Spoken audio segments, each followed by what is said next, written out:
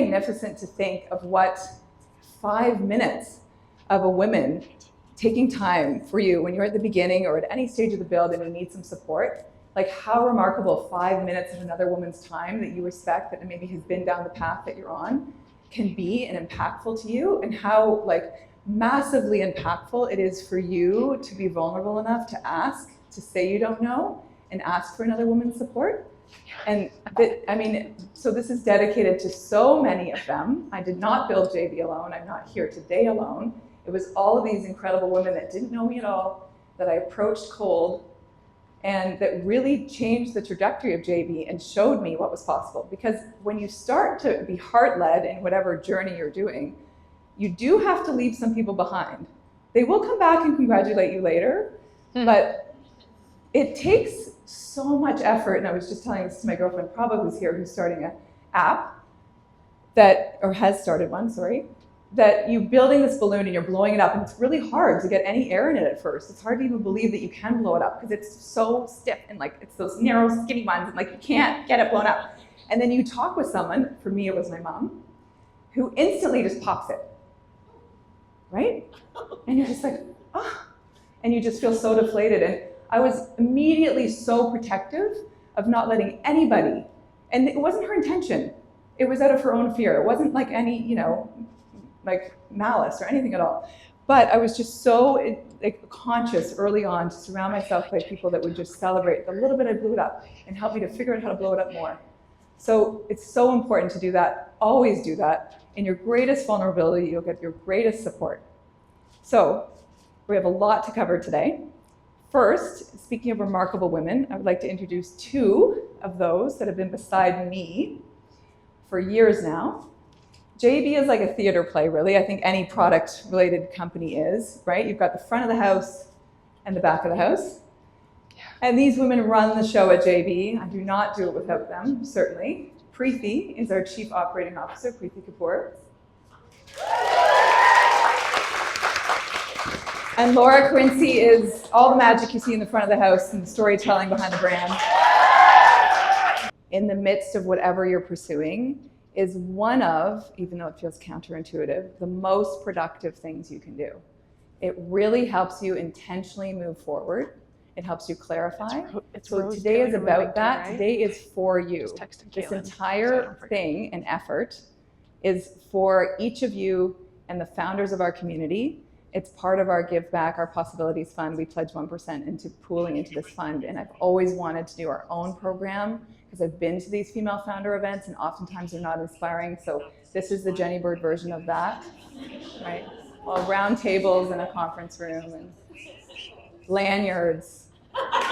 Like, anyway, we have a beautiful experience for you. I do encourage you to be really present. We are going to start helping you do that with 2 tools.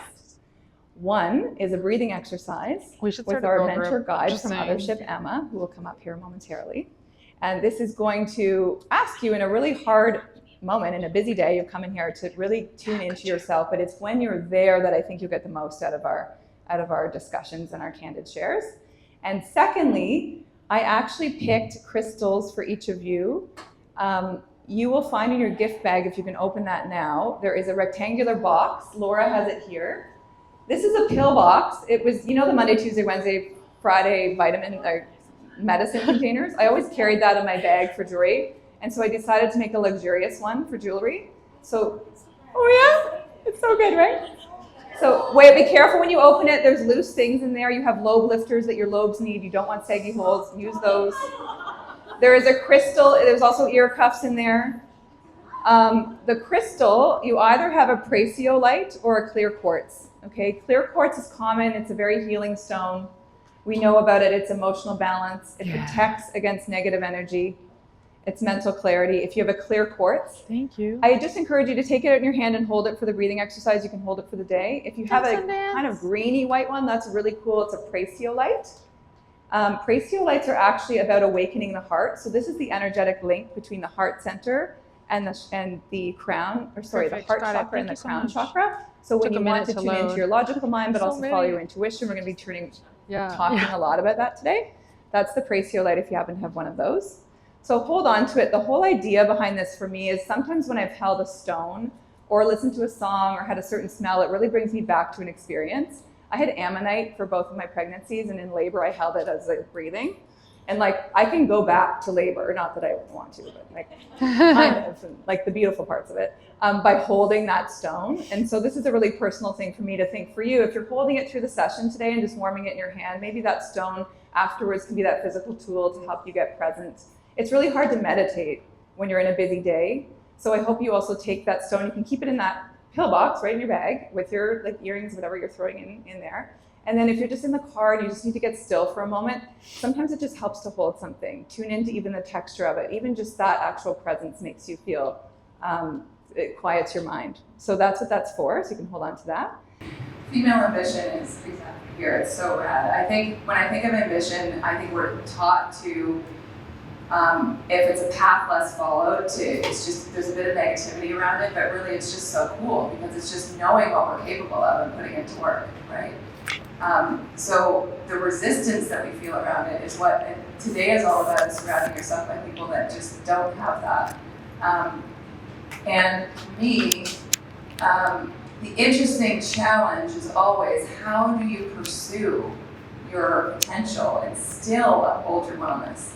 And for many of us, still uphold our roles the way we want to uphold them as mothers and of daughters and of caregivers in our community as women. We certainly felt the weight of that through COVID. And that is a real challenge, right? So today we're going to talk a lot about just the balance of that. And I was thinking, like, what is my ultimate goal aside from doing this and having the brand have this incredible purpose and service in the community? And I think this is the ultimate. I'll just let you read that on your own. This is just what I wrote around sort of what I'm pursuing. Of course, that's a lofty goal. But it's what I have as my sort of North Star and what today is all about. I think one of the things that I also want to call out is as high achievers, we are so hard on ourselves. Like, when we have to actually hold ourselves in such great care to be in high performance and to pursue what we're pursuing, right? It's interesting that, you know, we should just be proud of ourselves. Like we, the people in this room that are founders, are starting something or thinking of it, have already established something, like, you have gone the road less traveled. Like, you have been so brave and true.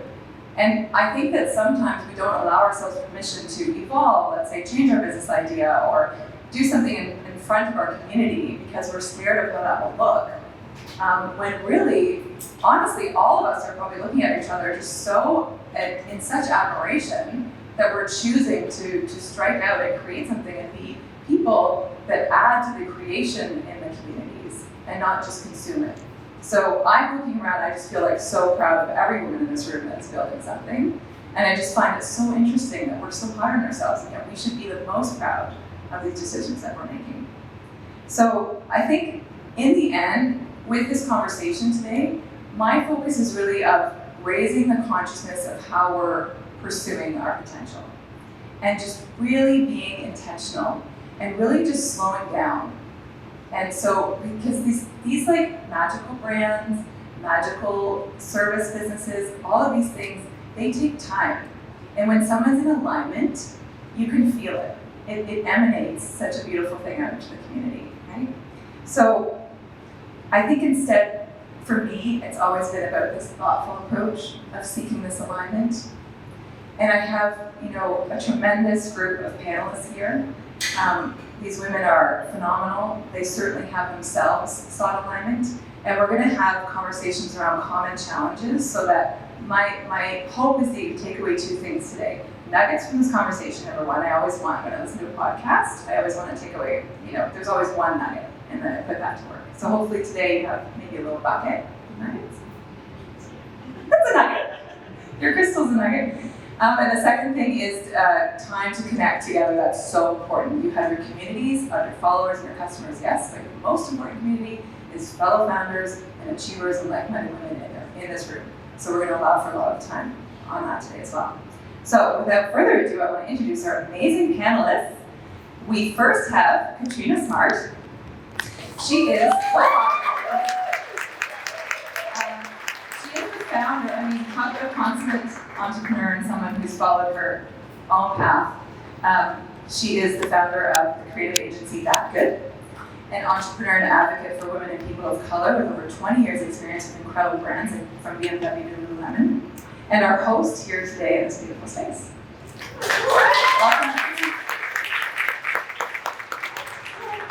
And then we have Tessa Virtue, a name you're surely familiar with.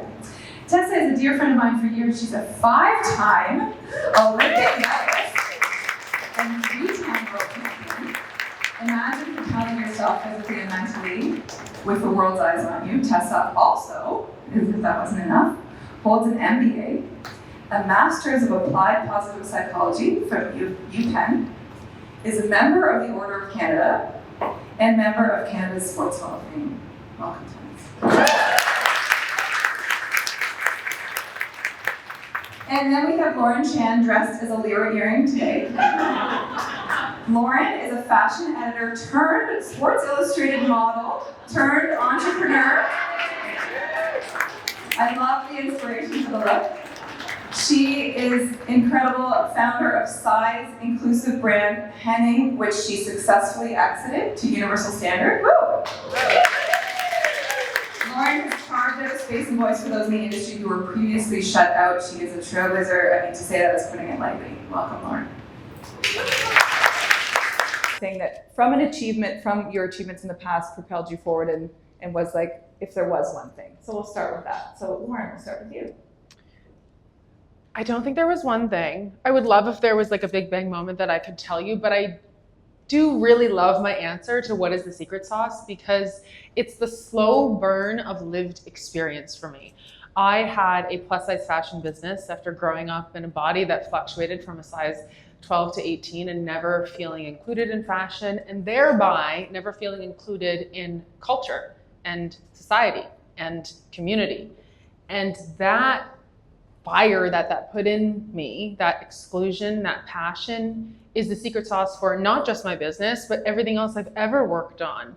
And so I'm so interested what your answers are too, but for me, it's not one thing, it's the exact opposite. It's that low drum that lives in you constantly. I love that. And my answer is similar in that there really was no secret quick fix or secret recipe. It was this cycle of setting a goal, relentlessly pursuing the goal, and then kind of getting addicted to the goal attainment, and then starting that process over and over and over again. I was so obsessed with optimizing my own potential that I quickly became easily coachable. So I loved feedback. I'm learning in my post-athletic career that that's a little more rare in the corporate sphere. when people say they want direct feedback. And for 2 decades, I had someone telling me every 30 seconds what I could do better, how I could improve, what I needed to do to get to that next benchmark. And again, that cycle was really alluring. I think finally there was this grit, this stick-to-itiveness, this,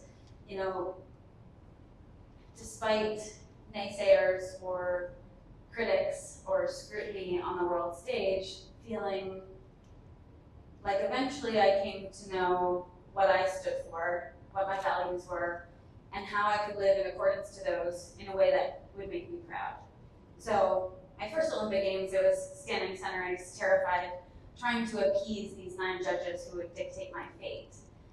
And 8 years later, I stood center ice and felt like I was daring them to put me second. Woo! And feeling that sense of self-worth, a real sense of autonomy over my career, was the most empowering and powerful tool. Wow. Oh my God, I got chills. Oh my God. Was that just maturity in those 8 years, or how did you stand in your own power like that? After we won in Vancouver in 2010, that was such a beautiful, naive, innocent moment. I was just 20 years old at my first Olympic Games on home ice. I mean, it was every athlete's dream come true. And yet I was so ignorant to what it really meant, the magnitude of that moment. 4 years later in Sochi, we were suddenly defending a title. And that felt so different. We were on the cover of a Cheerios box, and people cared to report on us, and suddenly we were being called role models, and we had sponsors and people who depended on our success, and let's be honest, anything less than gold was a failure for Canada. And it was in that quadrennial that we just totally lost ourselves in trying to please others. We tried to be this team that other people wanted us to be. So in learning from the depths of the low that came after that Sochi experience, retiring sort of prematurely from sport, just simply being so burnt out and disillusioned by sport itself, I think that allowed us to garner some perspective. That and a lot of work with amazing sports psychologists and mental prep experts. Nice. Jan. Not as amazing as I think it's like that idea of willing to do whatever it takes, I suppose. So we had a leak. This is our venue. We had a leak here this morning, so being willing to be in a white suit and mop up some of the rainwater. Like being willing to do whatever it takes, whenever anything comes up, never being too good to do anything. And I think another perspective was always treating everybody the same. And what came from that is that being a bartender and paying my way through university, I got to know a lot of pretty cool people who weren't cool at the time, right? But everybody was the same. We were all the same. Like they needed to sneak into a bar because they didn't have ID, and I needed to get more people on the bar. So we worked together and helped each other out to make, I worked at a club that was popular every other night except for the Black Night, and that was the night that I was put on to work. So while I'm working at the Black Night and getting people in, I'm like, no, let them in the door, they're cool, it's there. Fighting those fights constantly for things that people would think are insignificant, turns out like being there in that person, and it's the same to that person who can't get into the club, that person then, you're not treating anybody differently. And at the end of the day, sometimes some people end up remembering that moment, and when they need you, they don't even know what you do. They're like, but you always were great to me, so let's work together on this. And so your community and your network, and you utilizing that, because for so long I didn't know what I was doing or what I wanted to do. And so like my network is definitely a network, 1,000%. Anywhere I've gotten today is just by the people believing in me because I believe in them. On my side, there is a constant need for newness in fashion. I'm constantly reinventing to outdo myself collection after collection. So it should be recognizably Jenny Bird, but it's also like inspiringly fresh. I really believe that in my industry, success is rented, it's not bought. And as soon as you're on the top of your game, actually this goes across industries, it's time to evaluate your business. As soon as you feel like it's really working, you need to be thinking about how to take the next fork in the road and change it. And it feels so soon because you just got there and it's just working, but that's right when you have to think about how to evolve it. So that's always, I think, been one of my magic sauces too. So when we're talking about business, Can you hold your mic a little closer? Yeah, there I you go. just feel like there's feedback.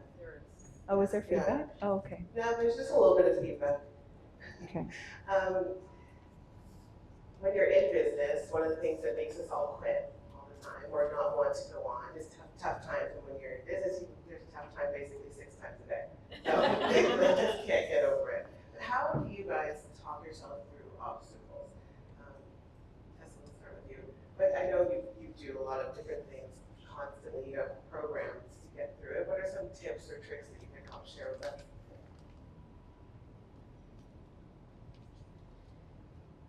Is it fair to say that there's perhaps a misconception that most athletes really love what they do? Like, why else would someone dedicate their whole life, sacrifice their youth, give their bodies, to excruciating pain day after day after day? Why else, if not for the pure love of it? And I can look into this audience and say the same about founders. You must really love it. And I'll be honest, I didn't love skating most of the time. But I was intentional about finding moments of meaning that attached to a purpose that felt really significant. So I feel like we have this sort of Oprah idealistic sense of do what you love and you never have to work a day in your life. I think that's bullshit. I agree. That is such bullshit. Go work harder. Yeah, totally. But I think that loving something and finding meaning in it doesn't, those things aren't mutually exclusive. So I learned to find power in that. I'm not a morning person and I hate the cold, so I don't know what I was doing. 22 years. Every morning when my alarm would go off before 5, I came up with a list of 20 or so excuses. Why could I escape training that day? And I could really convince myself of a few of them. But it was this sense of accountability to Scott that got me out of bed, my skating partner. Got me out of bed, got me en route to the rink, and I felt I owed it to him. I owed it to him because he deserved to be an Olympic champion. He deserved to have a partner that showed up for him. So where I couldn't find the strength, if I was a single skier, I would never have made it. I would never have done it. But, and Jenny, I see this with your team, there's a sense of accountability, there's clarity in the role, there's empowerment, there's sharing of strengths and growth opportunities. So I found great comfort in that. And there was a pivot at some point when I realized that our career was built on a mountain of failures. And in order to really capitalize on that, in order to be better than our competitors at one specific moment in time every 4 years, we needed to be better at recovering from things that could go wrong. So, I'd show up to the rink a little bit sick, and we'd high-five each other and think, yes, we can do this when we're healthy, but now we know I can also do it when I have the flu. We never flooded the ice, so we skated on ice that was so choppy, so easy to get caught in an edge, such that when we got to a competition, it was delightful to have smooth ice that had been freshly resurfaced. We practiced a lot of the really hard things in order to build our confidence, and reframing those obstacles as potential moments for growth and improvement, and I think those things are really what became our competitive advantage. I think Marcus really is that the obstacle is the way. It's like that's like before, like sometime before BC. A long time ago. So it's interesting that you say that in order to be successful, it's like accepting the obstacle as part of your foundation. Sorry, Matt, this is kickback is pretty bad. Making it be part of your almost training, which seems so counterintuitive. We just had this is an aside, we just had a hockey, celebrity hockey game that we did for charity, and with all of these NHL players. And let me tell you, the way we needed to flood that ice for this charity event. So that's an incredible takeaway. What about you, Lauren? I could listen to Tessa talk forever. What was the question again? I'm like taking mental notes. Don't put kids in skating. How do you talk to yourself through an obstacle? Oh yes, obstacles. I just want to say, to normalize this, that I'm like Tessa, and that if anyone ever asks me, what did you think of business? My running joke is, I'll never do that again. I pray that you all get there one day and you can be proud of yourselves and make it quit. But it is daunting, and it is an everyday fight. For me, what helped me get through all of the troubleshooting and mental strife that comes with that is being of service. So when I would have a hard day, I would read customer reviews, and there was always a page at the end of all of my pitch decks that was made up of the best reviews. I can still call some of them up to my mind today. One of them was along the lines of, thank you so much for making this clothing. You have allowed me to be seen in a way that I've always wanted to be. Another person said that wearing, the garment that I made was so effective on her confidence that her work colleagues had commented on how assured of herself she seemed almost overnight.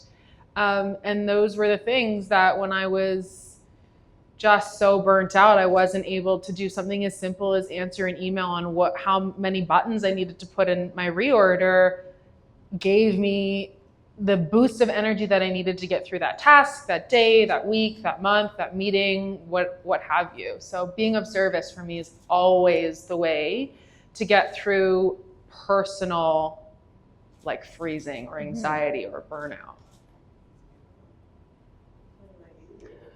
I think, I just go back to that idea, or that decision, I should say, that I made to live this life less ordinary. I really wanted to feel fulfilled in a way, creatively and business-wise and community, that I wasn't going to through my previous normal path of this marketing career. And because that, I knew that came with, I was choosing the rich experience that would be being a founder. I was like knocking on doors, figuring out, I started with bags, how to get handbags made in New York City.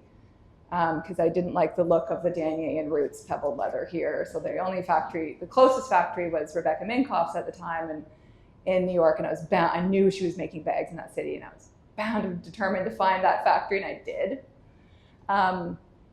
But that was just, I was like almost above myself, watching myself like create this life. And I had my day job still. I went down to part-time. I took it only because I had a client in New York, so I would get my flights paid there, and I could sleep on my girlfriend's couch for the nights they wouldn't cover the hotel. And I could figure this fashion business out and walk into stores and say, could I have the buyer's name? I have a handbag line. And just like, that's really how I started. But I was watching myself from 10,000 feet thinking like, I'm doing it. I don't know if you've seen How to Make It in America. It's those guys starting a denim line. If you haven't, it's the best documentary ever. It's like, that's what I was doing. It was like hustling. And New York City gives you that hustle energy, which I love, which wasn't surrounding me here because I didn't have a community here yet of founders. I just had people following that normal corporate path. So I needed to be in that energy. But how I get through tough times, to go back to that, is I think like I want to meet myself anew after going through something. I want to understand, I want to meet the person who is able to get through that and see myself as stronger and having those learnings. And as much as that's kind of sick, because like some of the challenges are really tough, I'm inspired by that, by how that challenge will help me grow. And I just remind myself, like, I'm choosing this rich experience, and I'm not going to know how strong I can be unless I go through these things. And by the way, the benefit, yeah, you have to go through tough times, but look at this beautiful life that I've created. It's worth every tough moment, no matter how tough they can be. And I'm very happy. I would not have known myself. I wouldn't be the same person. And I like to think, I want to be a person that has had to go through that and learn so much about myself. So I think that's really what motivates me. And I really believe that like the same grit, like if I go back to that grit that made me like out of spite with my mom, be like, I'm gonna do it. I'm gonna fucking do it. Like that same grit, like when I'm like, oh my God, okay, I'm gonna do it. Like if there's like a day when something's going on, like I still tap into that, like I'm that same grit is there. I have to rest more now. I can't go the same as I used to do. We'll talk about balancing wellness later, but that would be my answer to that. I think what I find very admirable about your story and what you do is that even now you do, in the position that you're in, you do share little moments of vulnerability, even on social media, where you'd be like, I'm a mom, I'm sick, my kids are sick, still have to work, still have to do all those things. And I think that's what women need to share more on. And being a community here and sitting together, and maybe afterwards I could be kind of talking a little bit about the realness of it, because it's great, all the social media posts where it's like, I won this, or I did this, that's great, but sharing that other side to it can help us all move forward with a little bit more honesty and a little bit more truthiness that's happening here. And speaking of living in New York, or starting a business, or becoming an athlete, or having an agency, all of these things take money. Right? So this is not the world where you're just like, yeah, well, I just did this. And the only way we can actually help each other is if we're transparent about those things. So, Lauren, I have a question for you. We live in this world of Dragon's Den, of VC, of like getting money and founders and funders. And I want to know your story. Like, how did you start? How did you start with no money and starting a business? Yeah, so I live and work out of New York, and the startup scene there, particularly when I was conceptualizing the business and starting the business, was very, very hot. It was 2017, 18, 19. Away was having a huge moment. The Wing was having a huge moment. We can name 100. And there was more venture being given. Glossier, yes, of course. There was more venture being given to women than ever before. There were more women in positions where they were personally investing. And so I, from being in that environment, thought that's what I needed to do. I was also given that advice to the point that I had folks who were working with and for me sit me down in multiple meetings and say I needed to go raise a seed round before I started. They started with a coffee meeting, then it was a lunch meeting, and then it was like a 2:30, don't be late. And so I did try. It didn't work, and I'm so glad, and I now have such a strong opinion on this from where I stand now as a founder who's made an exit, and from where we stand in the cultural conversation around venture. So, I mean, there's so many ways we could talk about this. Number one, I don't think fashion is an appropriate business to take venture funding. Venture is great for tech, fintech, beauty, stuff like that. Fashion is a cyclical business where the goods go out of style, the margins are terrible, the production is made in the same way it was made 100 years ago. It's not built the same way that you can get a 10x investment out of a toothbrush company or an app that you're gonna sell. So for that reason alone, the folks that I have seen take venture funding with fashion product businesses have had really tough times. And knowing them as founders, I'm talking tough like it's COVID and their parent is ill with the virus and the venture capitalists are calling them incessantly throughout the night, asking them where their performance is. This segues me into my next point. I had to ask myself what kind of life I wanted and what kind of business I was building and why. So I was looking at those founder friends and, we don't want to skate. I didn't want to do that. I didn't want somebody calling me like that, especially over something that was so personally and emotionally motivated and built to be of service to my younger self and others who had felt that. I can tell in the way I'm talking about it. Like, it was not a business to exit at 100x, owning 3% of the company. 7 years later, it was a business to build community and fix an issue and change minds and contribute to an industry that I'm still contributing to with the same goal. I just don't have the business now. So what we did was, thank God it didn't work out. I had gone to some meetings and the vibes were off. I gave a great pitch. Trust me, this girl can build a deck like you ain't ever seen a deck. You like the outfit? Wait till you see the marketing deck. But I had a venture capitalist tell me that there were 3 companies who'd received funding in the whole fucking country who made extended sizes, and that there was no more space. 3. Okay. Meanwhile, I couldn't get dressed. So it never aligned. So what we did was I put all of my savings into it. I believed in it. And I'm sure many of you feel this way about your businesses. If you've given your time, you've probably quit your jobs. You probably either put your finances into it or you're sacrificing hugely financially in order to bring this to life because you care deeply. And then I raised friends, family, and angels. So I was pitching my fancy little deck, wasn't going to let it go to waste, to people who believed in me and invested in me and the mission, not in a financial output. And they kind of say, and I've written angel checks since, and when you do that, you kind of kiss your 5, 10, 20 grand goodbye. It's a nice surprise if you ever see it back, but what you're doing is you're supporting the dream of someone, and that was what allowed Henning to succeed, to do things against the grain, to not have to create these crazy margins in fashion, which make product so cheaply made and thereby not perform well or make the wearer feel good, which is the exact issue that existed in plus size fashion. So, I'm rambling now because there's so many reasons why that was not the path for me, for the business, for the community I was serving. And so I just mean to say, if you're in a situation like I was, think about it deeply from more ways than how are you funding what you want to make. Think about it from what life you want to live, what the business is being built for, who it's in service of, and how where the money comes from is going to affect all of those things. Yeah. Yeah, what made you have, did you have similar? Yeah, I mean, it's interesting. We didn't know until I had a pre-chat with Lauren that we're in the same camp. I bootstrapped to date. The hard thing for me was my dad was my investment manager, like that's what his job was, investment advisor. So I have to call his office to slowly take out all my savings. Twice, because I started Jenny Bird once at 25 and the second time was successful at 30, which my dear friends at the front saw me all through these iterations. But same camp as Lauren. I'm still horrified of it.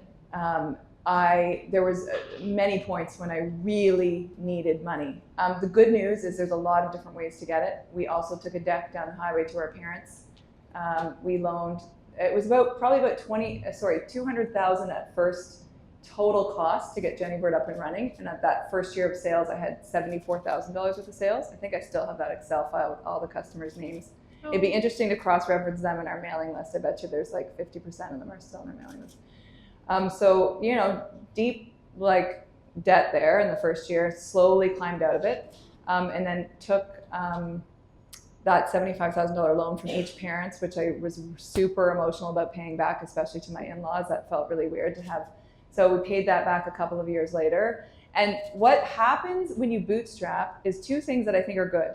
First of all, if you want an exit, then it's not the way to go. The good news is magical brands do take time.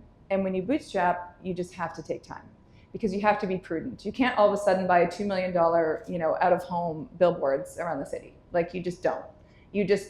Every way that you can be scrappy, everyone that gives you a deal, I remember my first PR agency, they were like, we just want to support you. They were also ASE from here. Suze Cohn is not here today, but always forever in my heart because I had no money for it.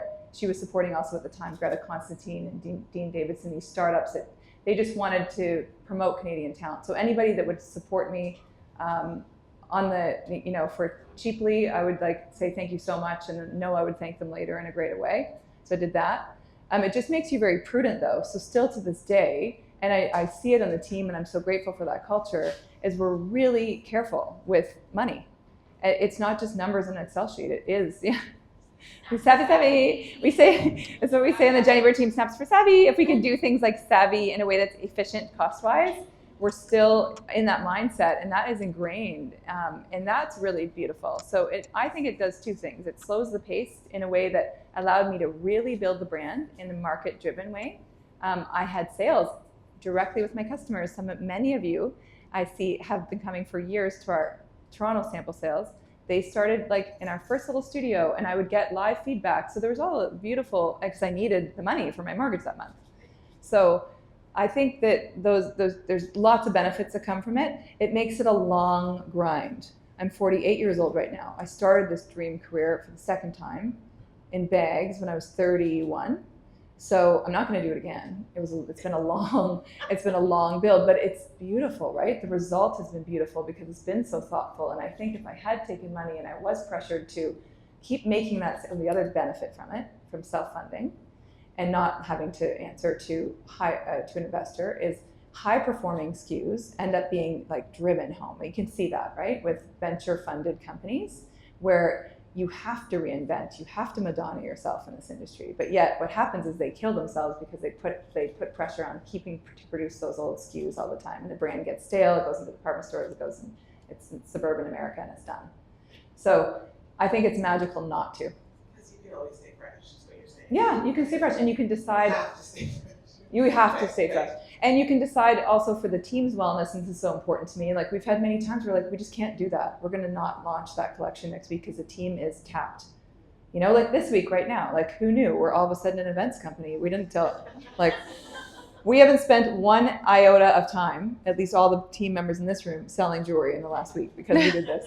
So, you know, things that we are launching or other things, like we're not going to work overtime to do that now. Like I'm able to make those calls because I don't have anyone to answer to. Not to mention the financial hire I would need to make reporting decks for my investors. Like that stuff just stresses me out. So I think there's lots of ways. There's debt financing. There's angel investors, which are, I think, if the best thing if you need financing early on is to seek angel investing from someone who's interested in being a part of it. Maybe someone who could also be an advisor, but is not going to want to be involved or influence daily decisions, who has ultimate confidence in you to do that, is a great way to look for that too. And they exist. You just have to start asking around. Cool. Okay. Wellness. I do think it's fascinating to think about how we pursue while upholding our wellness, like I talked about earlier. It's a real dichotomy, right? And how you also make sure that the people that you are that are coming alongside you in your journey are also okay and are also well. And especially after COVID, none of us have really reflected, taken the time and space to understand how that impacted us, especially as the women of our community. So I think the foundation of everything, right, is you have to bring your best self to the game every day with whatever you're building. You are obsessed with how people function at their best.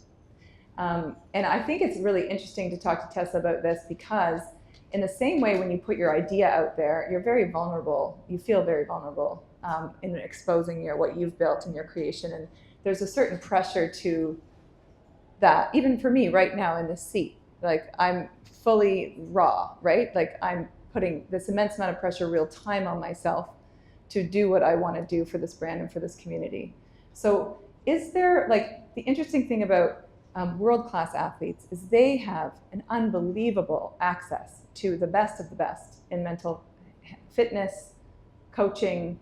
So would love to hear from you, Tessa, around real-time resilience, performance under pressure, and also, like, sometimes we get in a negative thought loop and how you might get out. There's so many things we can cover, but we'll start there. Yeah, it's interesting. So I ended up doing a master's in applied positive psychology, which is basically the science of well-being. And in research that we've recently done at Deloitte, almost 60% of the workforce in Canada says that to improve their performance at work, they need to sacrifice their well-being. And these aren't even founders. You can imagine what that stat would look like if we honed in on a certain demographic.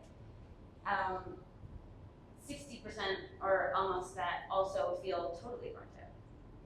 So that dichotomy is very real and we can acknowledge it, but I think there's also a loop that needs to be understood in high performance. Sustainable high performance requires well-being and an emphasis on that. I alluded to sort of those 3 Olympic chapters. In the lead up to 2010, we had never been to an Olympic Games before, and no team had ever gone and won at their first Olympics. And no team at just 20 and 22 had ever won. And no North American team had ever won. So the cards were stacked against us. And in pursuit of that gold medal, we started training 12, 13, 14-hour days really consistently. Wow. We were second in the world in 2008. We thought, okay, 2009, we'll win the World Championships. We'll waltz into Vancouver and win those 2, which on paper was a really glorious plan. But one year at the Olympics, I was on the operating table instead of standing on a world podium. And that was from an overtraining injury. I had worked so hard. I had trained so hard that the fascial tissue around my leg muscles was strained to retain the muscles every time I skated for 20 seconds or more. Now, if that wasn't a moment to realize something about this structure, something about our philosophy of training isn't working, I don't know what is. About 10 months after the Vancouver Olympics, I had another surgery for the exact same injury. And I spent, 15 or so years living that burnout state, not knowing anything else, because athletes are trained to do that. You work yourself into the ground and you put on a smile and you don't complain. And what's interesting is it took that retirement and then a decision to come back for the 2018 Olympics to flip every orthodoxy I had about sport on its head, to dare to do things differently, to disrupt ourselves in every way possible. We changed our technique. We skated 3 hours a day, really focused on rest and recovery. We, after 12 years or 15 years of marriage counseling exclusively, never having been romantically linked, we changed, we switched our focus to mental preparation and how we could build our mental fortitude. And a lot of this required really intense energy management. So we needed to think of our energy as, we had 100 cubes of energy a week. That's it. How do you prioritize those? And you can't bank them, but you also can't dig yourself into a hole. This disruption, I remember asking a coach, why didn't we think about doing things differently before? And he said, well, you were women. Why would we? And when we decided to come back for the 2018 Olympics, I would say a few things on the well-being point that made a significant difference. One, we committed to the pursuit of excellence instead of perfection. We chased excellence, not perfection. And taking that burden of something that was unattainable anyways off our shoulders was just the biggest weight lifted. Suddenly we could skate with abandon. We could skate without hesitation, without caution. We could skate with this newfound confidence, knowing that we were resilient enough to manage any fall. And we also committed to this idea that we wanted to learn to be really comfortable in the uncomfortable. And it's a space that I imagine all of you are familiar with. The moment you attach meaning to something, there's inevitably stress. There's inevitably pressure. And in some ways, you don't want that to go away because there's this ideal zone of optimal performance where we all function our best, and that's when capacity meets challenge. So we want the pressure. We thrive in that pressure. Why do you think so many world records are set at the Olympics? We thrive under pressure. So how could we manage that discomfort of the stress and the pressure better than our competitors? And that required some real-time resilience strategies. So there are a few, and a researcher, Catriona Smart, who I really love, is a lecturer at UPenn. She works with the US Army, so stakes are a little higher for them, but she really broke it down. And one of the things, so the mental loop you talked about, that cycle of, when you're facing pressure, your brain asks questions, and your brain doubts itself. You think, I'm not capable of this, what if I fail? I'm going to let people down. And that negative spiral is really pervasive. There are a few things you can do in that specific moment. You can think about the preparation. So if X happens, I will do Y. The biggest fear we had at the Olympic Games was falling. I can't tell you the number of sleepless nights I had just envisioning falling, dreaming about falling and thinking all of that work down the drain. So we practiced falling. Our coach had a whistle, and every time she blew the whistle, we fell and got back up. We learned to recalibrate, refocus, get connected, find our unison. And I watched as our competitors would make a mistake in training. They would stop the music, start from the beginning, and unravel if anything happened in competition. So if X happens, I will respond with Y. I knew exactly what I would do if my worst fear came true at a moment like the Olympic Games. You can think about, so I'm walking up on stage thinking, I have imposter syndrome. Who am I to sit up here and pontificate? I know I'm such a blah, blah, blah. Who cares what I did 5 years ago?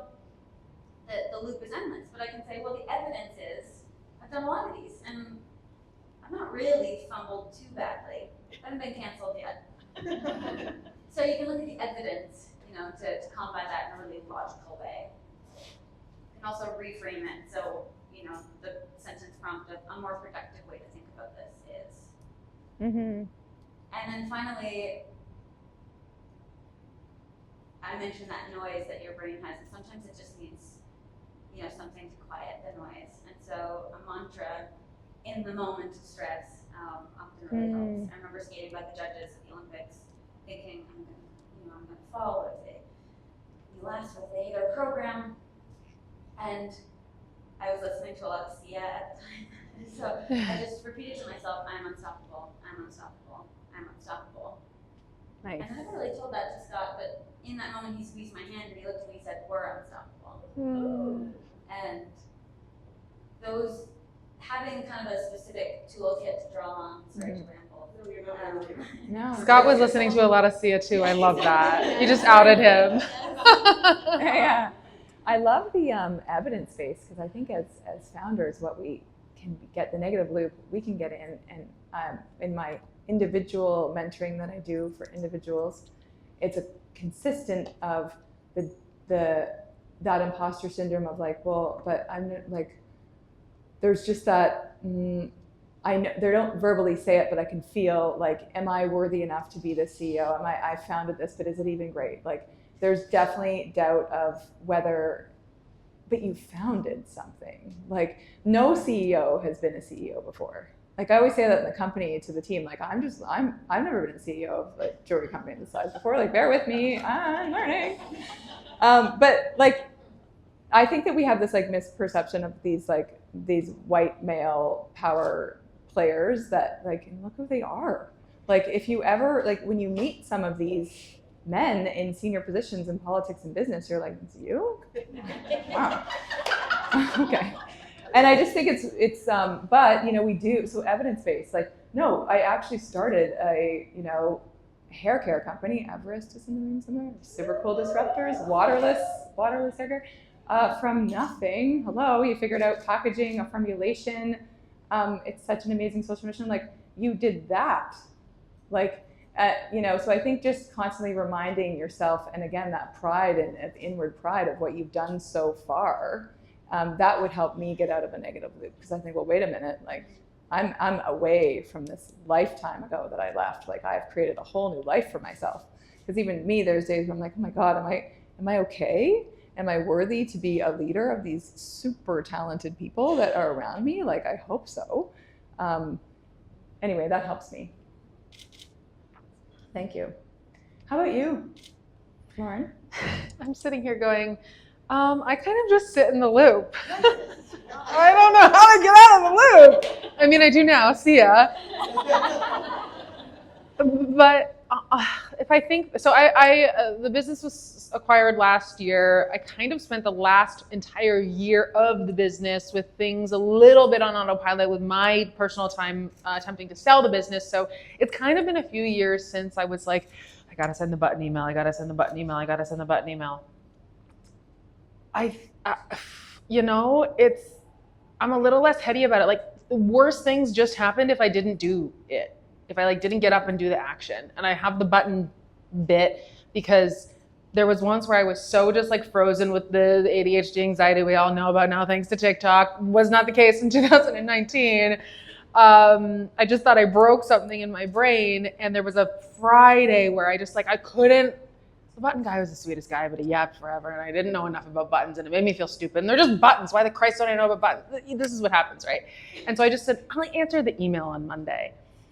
Monday came around and it turned out, the buttons are from Italy, and as of Monday, Italy's out for a month because they take the whole month of August off. Let's all move to Italy. Ipso facto, this happened with the timeline of the collection, and it snowballed into this thing where the entire collection was pushed back like a few weeks. And so I kind of just learned that lesson of, honey girl, it's going to be easier for you if you just get through this thing that you know you can do and not create a problem later. Mm-hmm. So I was more of just the mindset, like, you can do it, but you got to get through it because it'll be better in the long run. Mm-hmm. I think another thing to consider is that we, just because if we feel fatigue, if we experience fatigue, it doesn't mean that we have a lack of determination. It doesn't mean that, like, a bigger thing about ourselves. We're just so hard on ourselves. If we're tired, we're just tired. there's this mom friend of mine with an amazing business in Miami, Shim Projects, Annie, who was with us at our dinner in Miami. And she said to me, you know what? I'm exhausted. I can't do it anymore. I can't do the grind of the intentional high efficiency work from like 9:30 to 3:30 or whatever, you would put in like that big chunk in the day. I just have to do 45 minutes at a time now.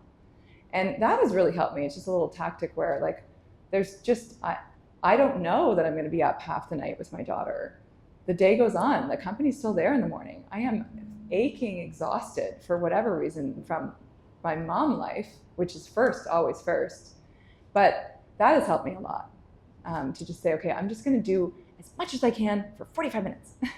And then I actually don't have the focus anymore the same. I'm trying with the adaptogens and all these other wellness supports to like focus, but that helps me a lot. I do find that my focus ability is shorter, and so is my physical energy. So just that little 45-minute windows is really great. That's so funny because I have the same like root issue as you, where my energy and focus is not the same as it used to be, but I'm better not taking breaks and just sitting down and shutting everything off from like 10 a.m. to 2 p.m. So, different solutions, different strokes for different folks. Maybe it's the age. Perimenopause too. I don't know. I'm just fucked. 48. We were with a wonderful woman, her name's Vivian, and she went viral, came up with this question that women should ask themselves, and it is, what would Chad do? So it's like, what would like upper middle class, white, 50-year-old CEO Chad do? And what he's doing, we're doing. And so if Chad well, not all that Chad's doing. Well, Chad will take a nap. So if you need a nap, take a nap. Oh yeah. If you're hungry, have your food. Like Chad would do it. And so now sometimes when I'm in a meeting and I'm like really, really nervous and I feel like an imposter syndrome and I shouldn't be there, I kind of just like, like lean in a little bit. And I get that little bit of space. Just be like, I don't think so. Instead of being like, well, yes, everything you say and everything I say is wrong, you go through that loop. Love it. Leading into the audacity of Chad. And I love that. Oh my God, I'm gonna lean in too. Is that what Chad would do? Exactly. What would Chad do? Yes. She's brilliant. Okay. She sells shirts too. It's amazing. It's brilliant. It's so good. Okay, so we have an ending question, then we're gonna have some Q&A. Do you want to ask the ending question? Sure. I know when you're in the moment, you don't want to be like, what's next? It's always nice to know. What are you guys working on? What are you pursuing? What's next? For me to go. I am on the other side of working my ass off as a fashion journalist for 10 years and owning my business. And I'm, for the first time in my life, not on a goal schedule.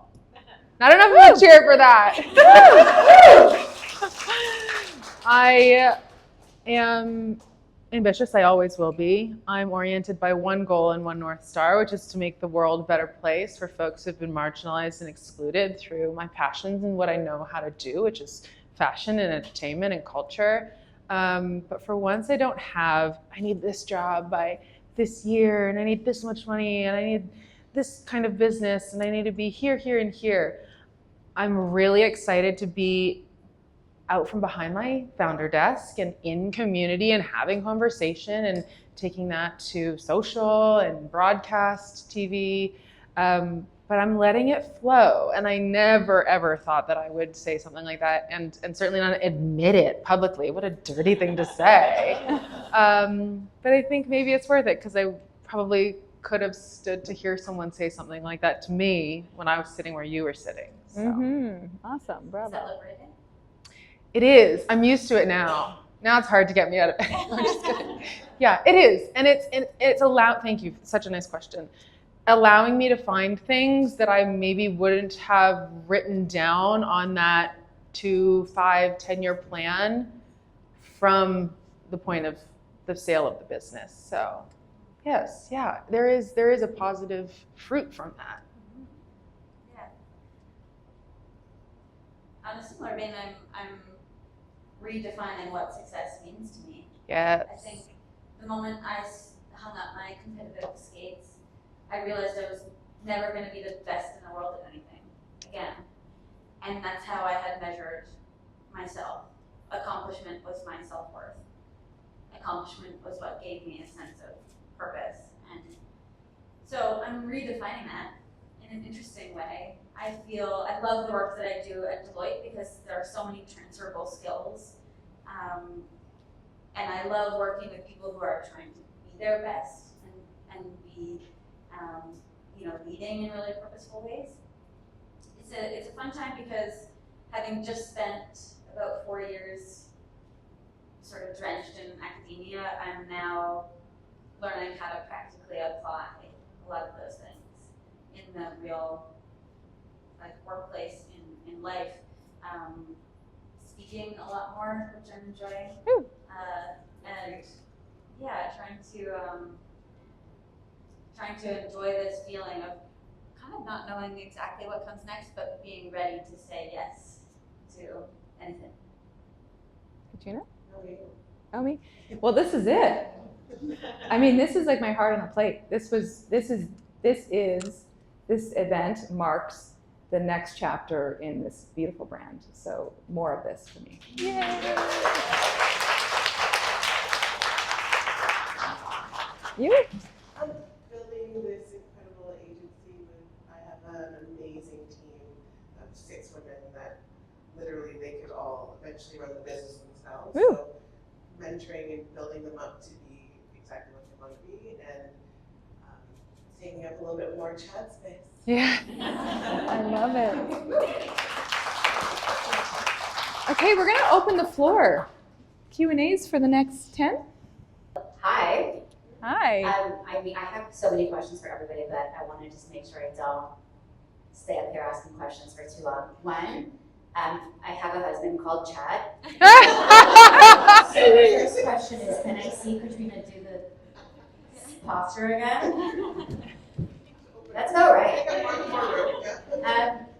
I also, this question probably could be applied to anybody on this panel. But for Lauren and Tessa especially, I'm interested to know if you both, because you've changed and had a lot of career change and life change in the last few years, do you ever feel, or have you felt, some identity loss around those changes? And feel free to go first, either of you. I'm going to give that to you first, because when you said, oh my God, I'm going to have an emotional moment. I held myself to being the best in the world, and I'll never be that again. That was very striking. So I would love to hear your answer to that. Yeah. Yeah, it's interesting. I never defined myself as a skater. And I'm so grateful because I grew up with a mom who was very conscious to, introduce me as Tessa. She's a student and she does this, and skating was maybe last on the list. We didn't talk about skating at home. It was always my responsibility. So I never felt like it was as connected to my identity as maybe I realized when I retired. And part of that was the outside perception of what I think people wanted of me. It was comfortable if I was in some certain box that people could make sense of. So even when I came back from the Olympics, having just had this fairy tale experience, there was such a crash. I mean, when you plan and work for something, inevitably there's just the enormous crash. And I would see people on the street and they'd say, "How are you doing?" And I'd say, "I'm really bad at lying." I'd say, "Oh, I'm struggling." And there was a halt in the conversation because it was sort of like, this isn't the script. This is not how this is supposed to go. And I realized that, people sort of connected to our art in a way that resonated with them and made it their own, which is what it's meant to happen. But so I did struggle, and I do struggle. In skating, year after year, we needed to reinvent ourselves. So, there was the constant fight to kind of what you were saying, Jenny, to stay true to who we were as a team, but also show that we, were versatile and things like that. And I remember heading into the Olympics, everyone had an opinion on what we should skate to. And it was, something really dramatic that might make people cry, but also have them clapping along to the beat at the end, and something that had never been done before, but instantly recognizable, and sort of like, what dream piece of music is this? So everyone had these, huge opinions, and as far as the identity piece, I think what I'm working on as far as the transition, I mean, we can all relate to transition in life, it's that self-critic, because being so damn hard on myself was helpful. It served me in my athletic career. After everything I did on the ice, I would, intensely scrutinize what was wrong, how it could better, how I didn't do it properly. And I found myself sort of doing that in life. I would leave a conversation and overanalyze, and that wasn't serving me. So trying to kind of dissociate those things that I think helped me be successful. And then recognizing that putting myself in this box that other people felt comfortable with also didn't help my growth. It didn't really feel good to me. And feeling okay letting other people have their opinions and sort of stepping aside and saying, I'm going to try this instead. So ultimately, I think I tried to adopt a rookie mindset, and having kind of mastered a craft, that was an interesting switch to say, I'm going to just be a sponge again. I'm going to be a real student in every way, and just sort of be a rookie and climb the ladder again and find joy in that, because that's the fulfilling part of a process or learning curve. Nice. What Tessa said. I just would add, for my personal experience, that my identity was, because of the way I was raised and all, every minutia of how you are reared as a child, had a personality that was, oh my God, hi. Were you there the whole time, Brittany? Oh, I love you. Sorry, Brittany Blair, everybody. I was brought up with a personality that essentially got taught that, you get love when you do a good job. It served me for a long time. It certainly served my immigrant parents.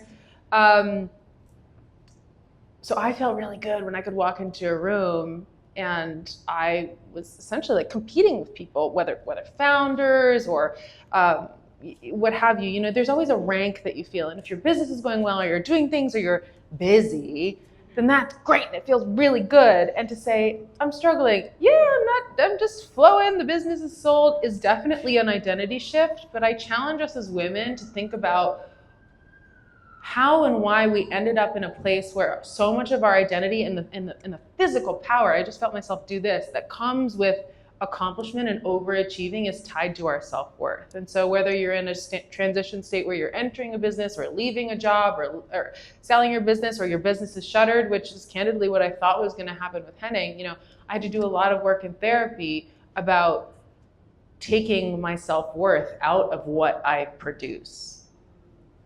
Okay, I believe you, all of you, by the way. I feel like you guys spoken so well, and I really appreciate this event a lot. So Thank you. Thank you for your answers. All of your truth, I think, for anybody who's feeling stuck, I'm really hoping they feel unstuck, and that they can find themselves their way, and they can be a founder their way, and it can just be. So thank you for this. This was just like, I'm like, yeah, I'm a founder. Yeah, and I gotta say to you, being a Black woman in the city, you're doing the damn thing. So thank you for doing that. Sit like Chad, stand like Jerome, do like Tyrone,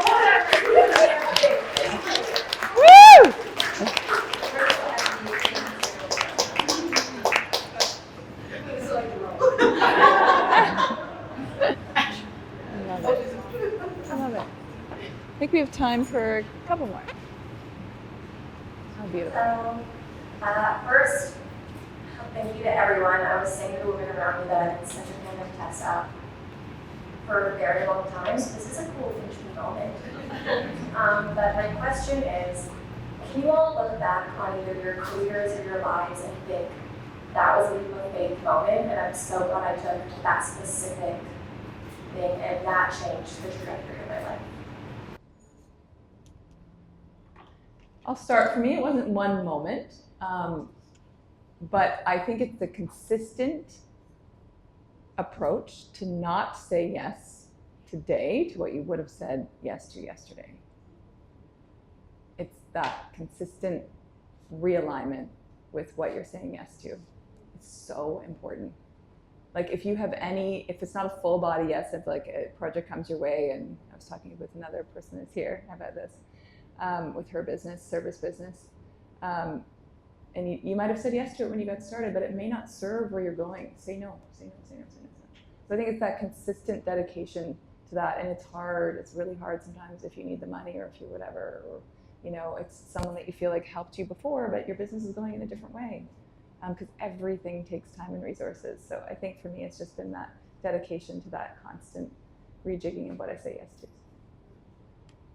I think for me, and it's weird, we're still kind of taught this. I'm really trying to work this with my daughter, to be pleasing and to constantly be in service. And I live my life in service, but to even to say the word chose myself seems like, whoa, chill, like get over yourself, lady. But like really, when I'm taking the chance, like when I chose to get divorced, when I chose most recently to leave a successful business and start a new one, like leaving or choosing your something that felt right for me, I think that's when things really got great or better. But the problem is that there's still so much masking around, not only femininity, but women, that you still have to do things for other people, and thinking about yourself first is very selfish.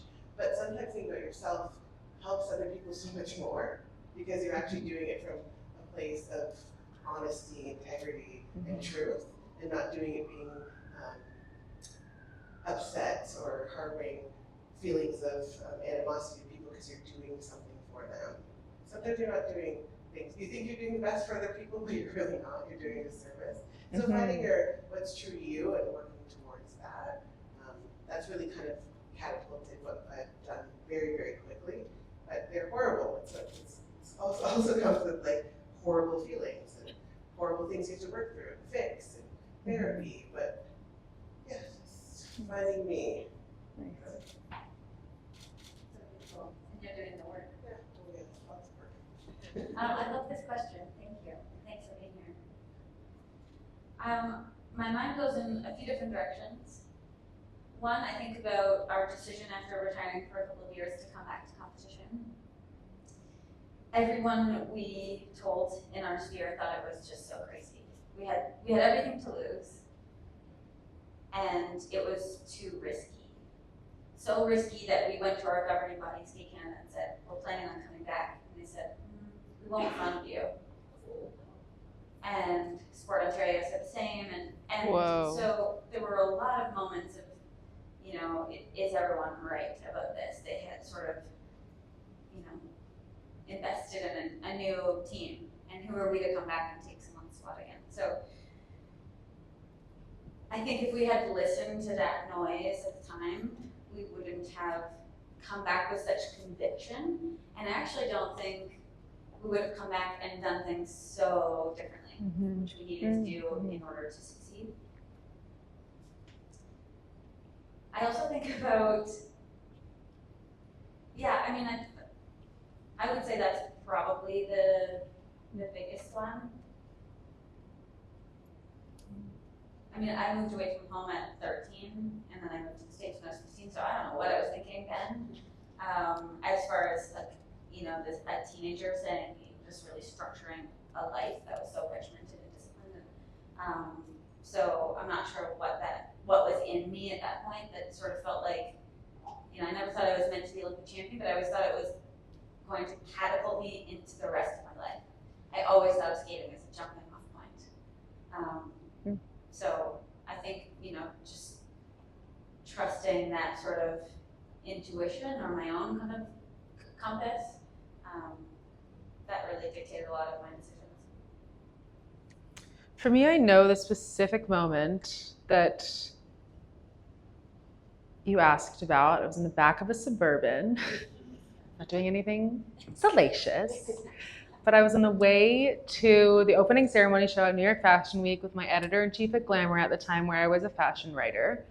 I was plus size. I was trying everything to not call attention to the fact that I was the biggest person in the room. And she asked me to write her pitches for a plus size article for Glamour print. And my whole body went like hot, and I was like, oh my God, you can see me?